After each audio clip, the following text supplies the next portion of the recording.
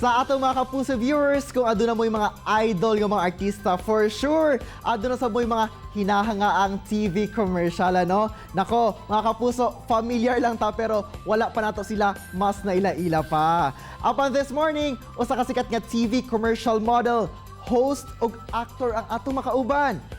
Sigurado ko mga kapuso, familiar sa mo sa iyaha. Ato makauban this morning, si CJ Reyes. It's a great morning, CJ, and welcome dito sa At Home with GMA Regional TV. Thank you so much for joining us this morning.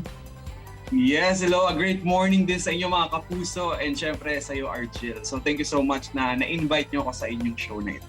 And thank you so much din for accepting our invitation. At unang-una, CJ, kilala ka bilang model ng mga sikat na TV commercials. Can you please share with us kung paano ka ba nagsimula sa TV commercials at kung paano mo discover ang skills mo na pwede pala ako maging isang commercial model? Kakilala ng mom ko is nasa advertising. So, nasa production sila. So, naghahanap sila before ng mga bata na magiging part ng commercial ng isang brand na pangbata. And nag-audition ako.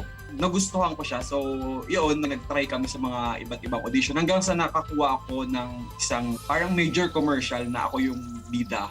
Then after nun, yun na, nagtuloy-tuloy na hanggang sa naging high school ako, college na ako, hanggang ngayon. As in, nung dati, nagpa-practice pa ako sa salamin. Basta tinuturuan ako nung mama ko na, ganito. Tapos tinatanong ko siya kung okay na ba yun. As in, parang gusto ko talaga. Kaya sa akin, hindi ako nahihiya. CJ, you've mentioned na your mother seems to be your first trainer sa modeling. Pero sino o ano ba ang naging inspirasyon mo para pasukin ang pagmamodelo? Okay, first of all kasi, gusto kong mag-artista nung bata ako. So, nakita ko yung parang commercial as parang siguro stepping stone or parang bridge para makapasok din sa parang sa mainstream. So, ang inspiration ko rin isa pa doon is to syempre earn, 'di ba? At a young age, makatulong ako sa aking family. Wow naman. Pero sa iyo ba, what do you think is the most important skill na kailangan para maging successful na commercial model? So, number one syempre doon is how you carry your character. Siyempre, pangalawa, yung patience. Yan. Kasi, for example, we have a project na pag-auditionan. Kailangan mo siyempre pumila dyan. Even mga medyo sikat na celebrities, they also fall in line. So, kailangan mo talaga ng tiyaga at ng extra budget din. Hindi siya one time, big time. Ito for me, wag mag-expect. Masakit din pag yung na-reject ka tapos umaasa ka. Yung mga ganun, may mga ganun akong natutunan. Wow, parang may hugot naman to si CJ, ano? Oo, totoo yun actually. Dati ganun kasi ako when I was mga bata-bata pa. Alam, ba't ako nakuha? Di ba ako, mas okay ba yung itsura niya? Mas okay ba yung niya? Ganun. May mga ganun. Kaya nung medyo na ako, wala na sa akin. Hindi ko na siya iniisip. Kung makuha, di thank you. Kung hindi ako makuha, o di next audition, tuloy lang buhay.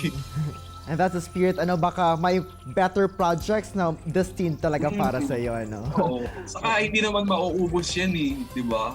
Ang commercial hindi nawawala And speaking of pagiging commercial model mo, CJ, maliban dyan, nakilala ka rin bilang isang events host. At nabalitaan namin, CJ, na nag-host ka rin ng mga events dito sa Mindanao. Yes. Oo. Saan mga lugar ka na ba sa Mindanao nakapunta para mag-host, CJ? Actually, nag-host ako ng pageant dyan sa Zamboanga. Yan, sa Zamboanga nakapag-host ako ng pageant dyan. Sa Davao, nakapag-host ako ng pageant. Sa Surigao, yan. For me, ang pinaka-memorable ko yung sa Agusan Nagkaroon kami ng chance din na mag-tour sa mga tourist spots sa Agusan. If you were to compare, kamusta ba ang crowd ng mga pageants dito sa Mindanao? Napaka-supportive nila, napaka-disciplined nila. Why nasabi kong discipline? Kasi meron akong mga napag-hostingan. Hindi ko naman nila lahat. May mga crowd na rude sila, yung may mga nagbubu, mga ganon, because they are rooting for someone. So far sa Mindanao, sport yung kanilang mga fans when it comes to competition or contest. CJ, nalaman din namin na from TV commercial, pinasok mo yung hosting, at pinasok mo na din ang mundo ng pag-aarte. Kamusta ba naman yung experience mo bilang aktor ng isang pelikula? For me, naging stepping stone ko talaga is yung commercial. Kasi kung di naman dahil sa commercial, hindi rin ako mapapansin. I mean, kung ako lang as normal na ako lang, yung wala ako talagang nagawang mga projects, hindi ko maisip na makukuha ko sa mga ganon. So nakakatuwa kasi I have the chance na makipag-work sa mga kilalang artista na papractice ko yung passion ko, which is acting. At syempre, CJ, para sa mga kabataan na gustong pasukin ang pagmomodelo o itong hosting industry, lalo na dito sa Mindanao dahil maraming aspiring models, di ba? At yung pag-aartista at yung hosting, ano ba yung maipapayo mo sa kanila? Before you enter the world of modeling or showbiz, yan, get ready muna. Proper grooming, yan, alagaan nyo yung mga skin nyo. And syempre, next natin is look for a modeling agency. Yan. Yung mga katulad pa natin na hindi pa big star or kaya nag-isisimula pa lang, dapat may patience tayo. Kung talagang pangarap mo siya, dapat you have the patience to wait. Start with yourself, yan. Be confident. Invest on new skills. You can enroll sa mga acting workshops, mga personality development workshops. You have to offer an added ingredient. Dapat diba? Yun, flexible ka rin. Thank you so much, CJ, at sana bumisita ka ulit dito sa Mindanao. Hope to see you soon. Ingat ka always. Oo naman. I hope after the pandemic makabalik ako dyan sa Mindanao. Mga kapuso, chillax lang mo. Mubalik pa ang At Home with GMA Regional TV. Kini ang At Home with GMA Regional TV.